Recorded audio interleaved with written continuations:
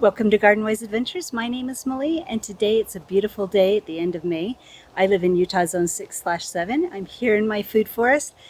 I live on an urban property that's about a quarter acre, and I am going to plant another fruit tree. I have a ton of fruit trees, but this is one that I've been excitedly waiting for. I actually did plant one last fall that a friend had given me that he had grafted, but that one did not make it through the winter. And so I am planting another one. I purchased it from Edible Landscapes online, and it's the Girardi Dwarf Mulberry. Now, the Girardi Dwarf Mulberry is a very special mulberry. It only grows 6 to 8 feet tall, so it's perfect for small areas. And according to the information that I've read, you don't sacrifice flavor of fruit or productivity to have a smaller tree. So let me show you my little tiny tree. Let's plant it together and we'll talk a little bit about what it's all about. So this is the plant that I received in the mail.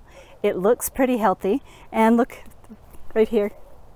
We've got a little tiny fruit, and that is really exciting. I don't know if it's going to ripen or taste very good, but we have one at least, and I'm really excited about it. So mulberries grow best in zones 3 through 9. So it grows through a wide range of the United States. It needs evenly moist, fertile soil to grow the best, which I'm going to be planted near my garden beds and in an area where it's irrigated once every week to 2 weeks, depending on the temperature. And we'll see how well it does. I'm hoping that it can tolerate the same amount of water as the rest of my mature trees, because I am getting to the point where hand watering is getting to be a little much for each type of tree. So let's show you how we're going to plant it and talk a little bit more about mulberries. So this is the area that I'm going to plant my mulberry tree. We've got enough area for it to spread the full size, 6 to 8 feet tall and wide, without getting in the way of anything. And it's between 2 irrigation lines. And these go off, like I said, once every week to 2 weeks, just depending on the temperature and how much rainfall we have. So normally I do not add fertilizer or compost to the hole for any of my trees or shrubs, because they do better that way.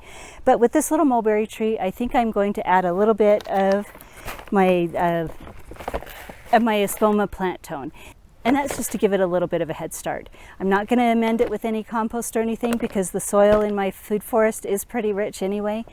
I brought in a lot of topsoil over the top of my rocky soil, and trees here do really well without a lot of extra amendments.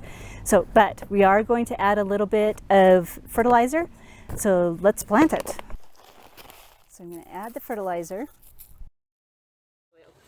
So we'll just mix it in like that, my shovel. Now I'm going to leave the stake in here just for a little while, mostly because this is a very tiny little whip and I don't want to accidentally knock it over. So we're going to very gently pull it out of its pot. Doesn't have a lot of roots, but it's got some roots.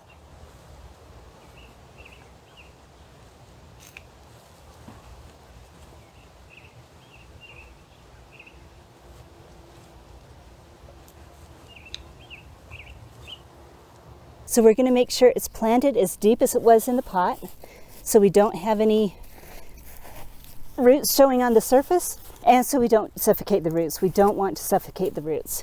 Now this area is pretty dry right now, so I'm going to water it in really well. Now the other thing that I did was build a little bit of a well around it so that the water is held in there.